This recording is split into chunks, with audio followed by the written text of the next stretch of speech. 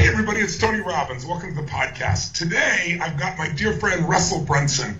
I've known Russell for about 15 years, 15 years now. I've got to know him really well over the last decade or so. And what I love about Russell is, so many people are looking for ways to maximize their business or to find a way to produce a secondary income. And most of the stuff that you see online is disappointing would be the nicest word I could give for it. There's so many scams, there's so much BS. And what I love about Russell, and the reason I wanted to introduce him to you briefly today, is he has a new book out called Expert Secrets. The subtitle is Help You to Find Your Message, Build a Tribe, and Change the World. Yes, hold that up so we all see that. There it is. There you go.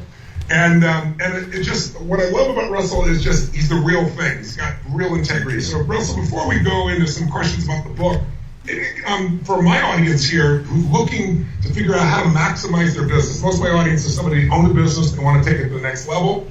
And then there's other people that, operate, they work for somebody else, but they might be able to create a secondary income on the side, but they don't want the typical scam that, obviously doesn't add value. My philosophy, and I know you live by the same thing, is the secret to success in business is do more for others than anybody else is doing, add more value, not the value you want to give, the value they really need. Why don't you share with my audience a little bit here about how you got started in this business and a little bit of your approach to it, how it differs from so many other people out there. Yeah, so I actually got started in this business, feels like yesterday, but it's been, 10, 15 years now. And it's funny because I was the same way a lot of people were. I didn't know a lot about business. I was trying different things and learning from different mentors. And one of the very first things I ever created, in fact, I sent you the first one I made actually, was a potato gun. And we were making those for fun. And we had so much fun making potato guns and shooting them and having just like the time of our life. And then one day I had the idea, I wonder if anyone else besides me is interested in information about potato guns. And there was nobody else selling any plans or DVDs or anything. And so I thought, there's my first opportunity. I'm going to become a potato gun expert. And we went and made a potato gun DVD. My friend and I recorded it, put it online, and started selling it. And it never made me rich, but it was the first thing I sold online. We started making $20 or $30 a day, and it was like the coolest thing in the world. And to see people take what you knew and actually do something with it. And that's, for me, is how it began. And then obviously I didn't want my rest of my life to be known as a potato gun expert. As much fun as that is, and I'm still into that business or into that hobby. But that's how it kind of began. And then I started branching out, and kind of my next steps, I started finding other people who were really good. And I was like, man, these one of my friends, I don't know if you know Howard Berg now, world's fastest reader. We partnered with him, and I was like, you're the world's fastest. Let's create information selling what you do. And we did projects together selling his information and other people's. And I started getting obsessed with helping other people to take what they knew and what they were good at and put it out there and sell it, and it just became a passion, hobby of mine. And then now in the most recent years, obviously we've been teaching a lot of people doing that. We've got software that helps people with it, but that's kind of the backstory.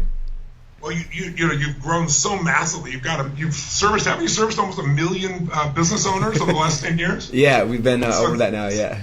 That's amazing. And then you've created ClickFunnels. We'll talk about it as well. But tell me about how do you differentiate yourself from so many people online. Everybody on the line jumps online. Everybody's got some hook that they're trying to use to sell somebody something. You've really differentiated yourself, I've found, over the years. What do you think has separated you from the others? It's a lot what you mentioned earlier. We've talked privately about this as well. I think a lot of people get into business initially because they want to make money, which is a good thing. That's what usually spurs entrepreneurship. But for me, what I found, I talk about this actually in the very first section of the book to kind of give people context, because I know sometimes people feel guilty about that as well.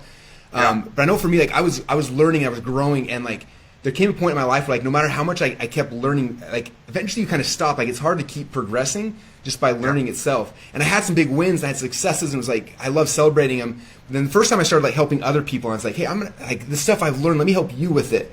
And I'd help people, and they'd see their success. And I'm sure you're the same way. When you see someone else have success, it is a million times cooler than your own success. And for me, I got addicted to that. I'm like, okay, that was awesome. Who else can help, and how else can I help?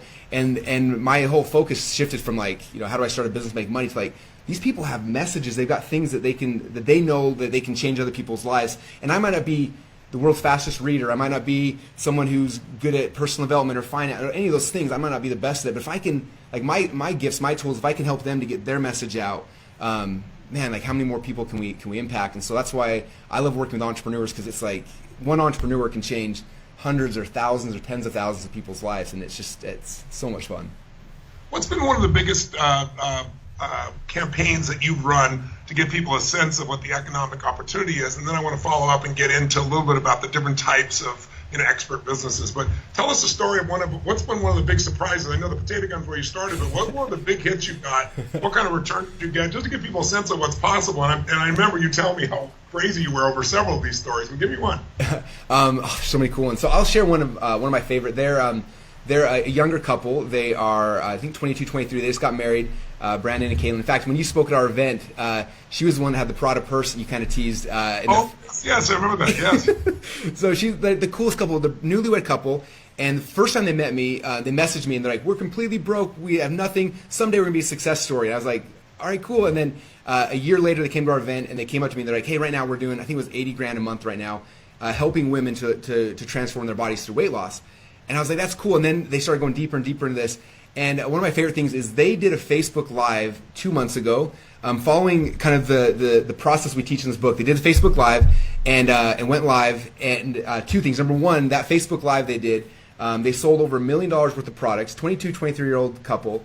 But number two, right now they're adding 500 women a day are coming into their programs, and they're taking these women's lives and radically transforming them. And the case studies are just insane. So for me, it's like the money's cool because us entrepreneurs want to know that, but like 500 women a day, every single day, are coming in like clockwork into their programs, and they're having this huge impact on people's health that it's like the coolest thing in the world to watch and to see.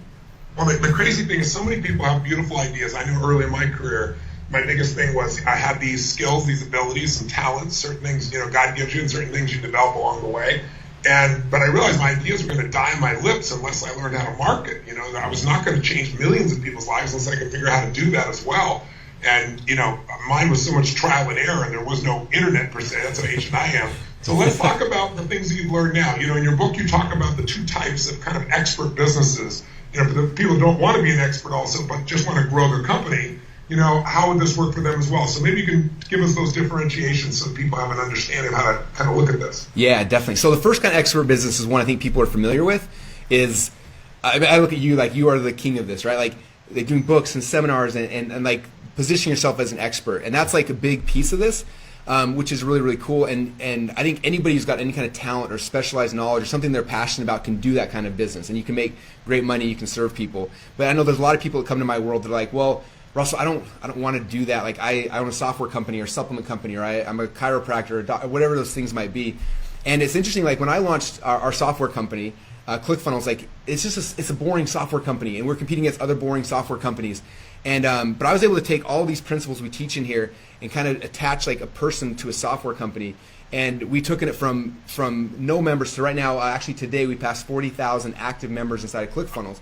I think one of the fastest growing non-VC backed startups in the world. And it's because these principles, like you take it and it takes any kind of business and lights it on fire. I've got a friend, Drew Canoli, who's got a supplement business, and he's selling green drinks. And it's like, that's a good business, but as soon as he took his personality and he followed the principles in the book and he wrapped it around it, it took off. And I'm not privy to share their numbers, but multiple seven figures year one out of the gate because of it. And like any business that you wrap that in fact, I've got a friend who's a financial planner, and there's how many financial planners in Boise, Idaho, where I'm at? There's 1,000 of them here.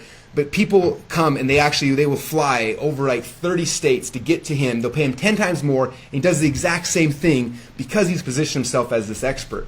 And we understand that it's like, man, like you can charge more. You're no longer a commodity. People will come to you. You can serve people at a higher level. Like so many cool things come when you understand how to wrap these principles into any type of business. It doesn't just have to be an expert business. Yeah.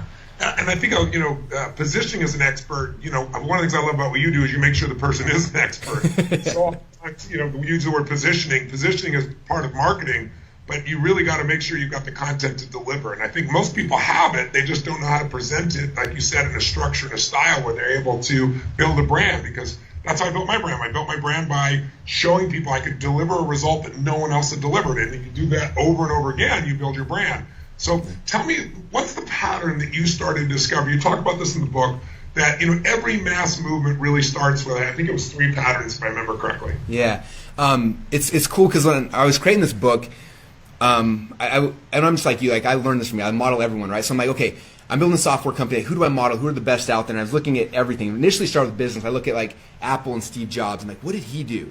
And I started looking at like Tesla and Elon Musk. And then I started taking a step back and I looked at politics and like, Like, what are the people that are winning doing versus the people that are losing? And then I took another step back and I started studying everything from the really negative, like cults and how they work, and then religion and everything in between. And it was cool as I was going deep in the study, and I know you've done this before, you're going through stuff, and all of a sudden, like, I started seeing this weird pattern. I was in a point of immersion where I was like, for 3 or 4 weeks just geeking out, and all of a sudden I'm like, there's this pattern. I was like, I started looking at, on one side, which, the negative side of things, like Hitler and the Nazi party, and I saw like, this is this pattern that he used. And I look over on the other side, Christ and Christianity, I see a pattern here, and I see Jobs did it, and everyone, and I was like, oh my gosh, there's this pattern. And what was cool is as soon as I identified the pattern, then I started looking at our company. I was like, okay, we're doing parts of this, or maybe 1 or 2 things, but now that I know it, how can we amplify it? What are the things we can do to make it better?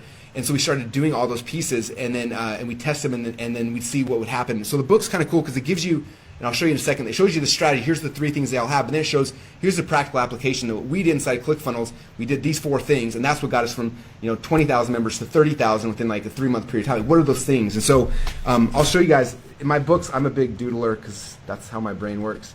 But there's tons of sketches. Like, this is a sketch from this. So this right here, this are the 3 things that every mass movement from the beginning of time, all it's had. I'll kind of go them through real quickly. Number 1 is all of them have some type of charismatic leader. And I know that sometimes we notice this like in expert businesses, but first time I mentioned this on a podcast, and was like, well, that's not true with real businesses, Russell. Like, and I'm like, well, what about Steve Jobs? Like, or what about Apple? Like, who was their charismatic leader? And they're like, well, I guess they had one. And I mentioned 4 or 5 more, and they're like, okay, maybe all the good movements do have somebody that people can connect with. Yeah. And that's a big thing because it's hard to connect with just a brand. Longer term, you can do that, but initially, especially, like, it's a person that you connect with that gets you to want to follow. The number 2 thing in the pattern is all of them had like a future-based cause that they were taking people towards. And one of the coolest ways I found, I talk about this, I went through all the U.S. elections from the one that just happened all the way back to like George Bush, all the way back to George Washington. And what's interesting is I was able to find most of the campaign slogans on both the sides, like Republican or Democrat. And it didn't matter who won, what party, whatever, but the ones that won, all the candidates had like a very future-based cause. Think about Trump was, let's make America great again. And all the people that lost had a very present-based cause. Like Hillary had, I think hers, the 2 or 3 slogans I found hers like, I'm with her, and like very present-based things. You look back when Obama won, Obama was all about change, and Bush was. And then like, it's interesting. And so I started realizing that. And so inside of our big mass movement we were trying to create, I realized like we need a future-based cause. Like, what is that? So we created one, and then we figured out how to amplify it, and we show all the examples of how we've done that. And that gets people to want to come with you. And then the 3rd thing, and this is probably the least understood, but I think the most important, is every mass movement the leader offered their people a new opportunity, which is they didn't come and try to just help people become better, but they were like, look, this is a new opportunity. I wanted to. How would you define? So a lot of people don't make that. I know it sounds simple, but how do you define a new opportunity in your mind? Yeah, so so many people take something that currently exists and they convert it into seemingly a new opportunity. I'm just curious, what's your definition? So for me, I look at like whatever customer we're trying to serve, right? They're coming to us and they want a result. So this is the result I want to get over here. And usually we're not the first person they came to. Like, usually they've been trying to get this result for a while, and they're in some vehicle, and I like visualize it as a vehicle. They're in a car, they're in a vehicle, they're driving to get that result. And so what most people do in business is they come and they sell what I call an improvement offer. So they'll come and like, oh, that vehicle you're in. Well, it's like, let me step back. So an example, let's say you're in a weight loss. Let's say you want to lose weight. So the vehicle that you might be in, let's say it's the Atkins diet, or it could be whatever diet, right? And that's the vehicle, and they're in that thing. And so an improvement offer is coming back, and what most people do is like, hey, you're in this thing, I'm going to make that experience better for you, and we're gonna whatever. They try to make it better. But the hard thing is that someone knows what that experience is like. They're in this vehicle trying to get the result, and if they're not happy, like they're not happiness. No matter how hard we try to make that process better, it's going to be, you're always going to have tons of friction. Whereas if I come and say, look, they're going to compare you to them even if you're different. Yeah, exactly. So if I come and I can create an actual new opportunity and say, look, get out of that vehicle you're in, getting that result. Come over to this vehicle. It's completely different. It's a new opportunity. This is what's going to take you over here. That's how it causes these huge changes. One of my favorites, a friend you and I both have, Dave Asprey.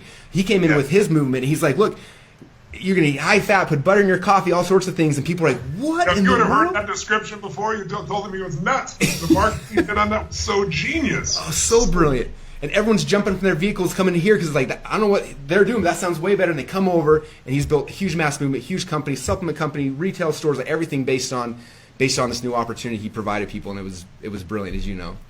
Tell us about the Epiphany Bridge, and how can you use that concept to sell just about anything without actually selling anything? Okay, I actually got a little whiteboard for you to show this. So this is, did my homework prepared for today. So this is funny.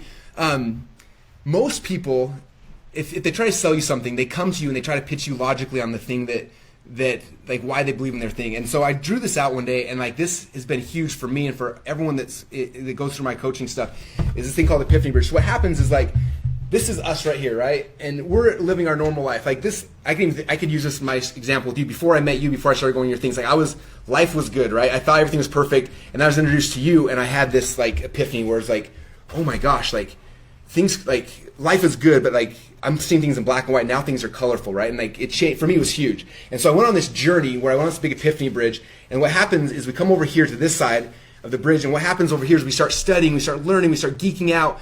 And so, like, you know, I went to all your events, I read all your books multiple times, your courses, and like for you, like I'm in the Tony world, right? I understand your language patterns. And then I go to like my wife, and I'm like, and I'm so excited to tell her. And I learned all this stuff. And the first thing that we all do is we jump over here. And this is techno babble. We jump and we start trying to logically convince the people around us, like logically, like, oh yeah, you learn this thing, and we spew out this techno babble. And what happens is that people hear that techno babble and they freak out and they're like, oh, and they run away, right? And what we kind of figured out is the reason why, like, and this is true in any business, right? The reason why everyone listening is the reason why you do what you do is something happened. You were living a normal life. Something happened that gave you this epiphany of like, wow.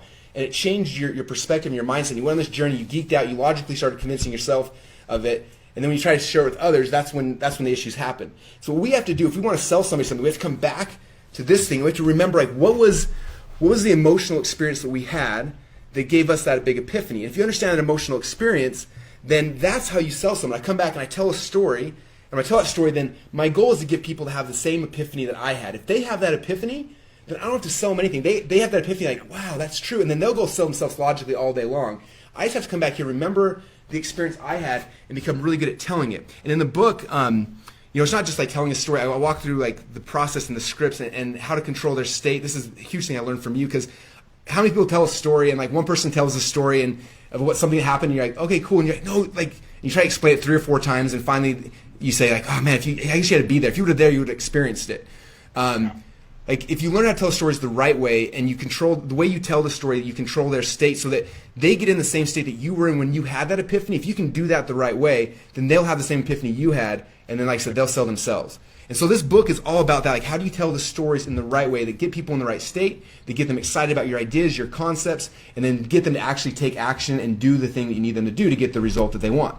And so for me, like, the biggest thing I've always seen people struggle with, they try to get into business or try to sell their advice and things like that, is they get into this like used car salesman mode of trying to like learn how to close people. And I'm like, no, it's not closing. Like, what was it that got you fired up? If you can remember that moment and you get really good at telling that story, then they'll feel that and they'll get fired up too. And like that's the key.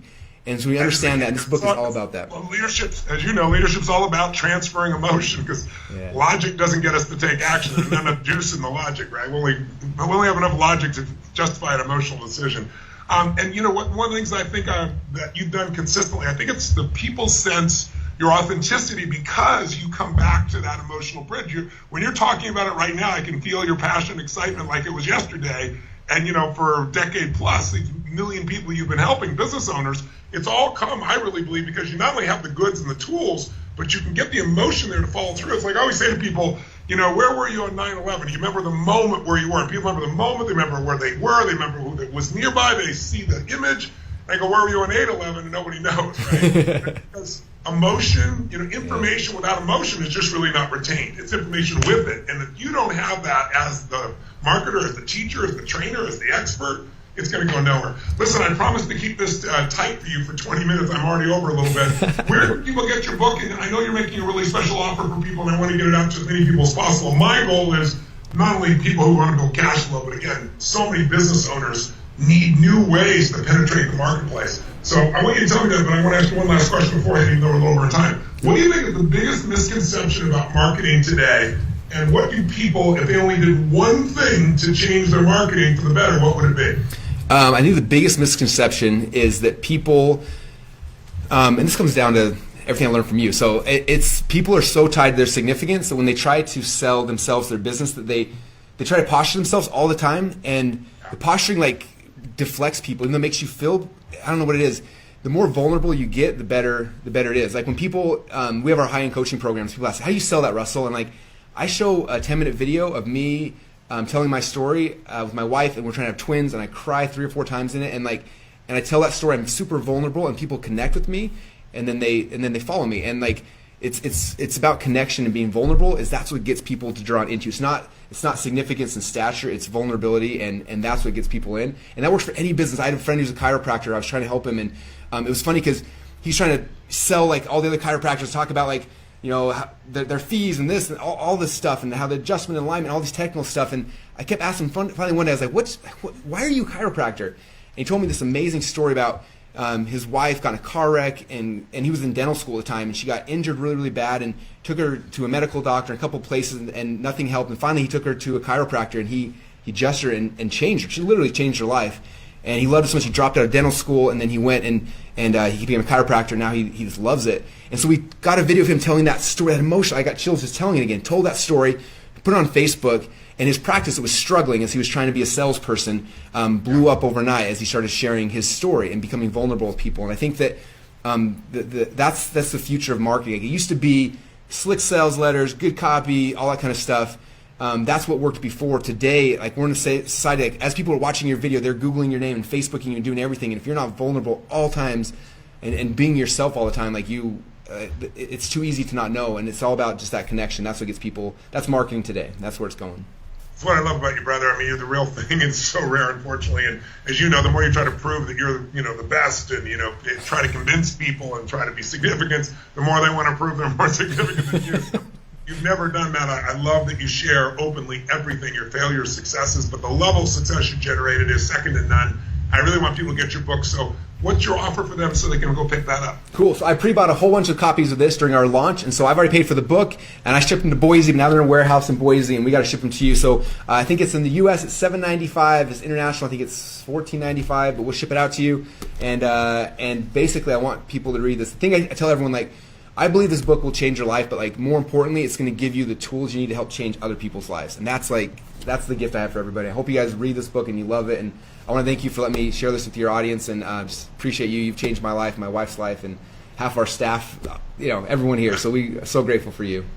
I want to support you any way I can, buddy, because you give tools that people desperately need. And if you're out there watching right now, listen, all business is innovation in marketing, right? Innovation really means finding a better way to meet your clients' needs. You can't just meet them. You got to constantly find a new way to meet them, or people get bored or they get frustrated. I always tell people, satisfied customers go away, raving fans stay. So you got to do that. But you also, then with that innovation, you have the best innovation in the world. If you don't market effectively, if you don't get people to want you to do what you have to do, if you don't get them to seek you out, then you're never going to have the impact that you really want. So Russell's got some great tools. And Russell, I'm going to reach back out to the conversation. Let's see if we can get you out to Business Mastery to maybe add some more details to this for people as well. But please go get his book, and where do they go to get the book? Expertsecrets.com/Tony is a special link we set up for you guys. So expertsecrets.com/Tony.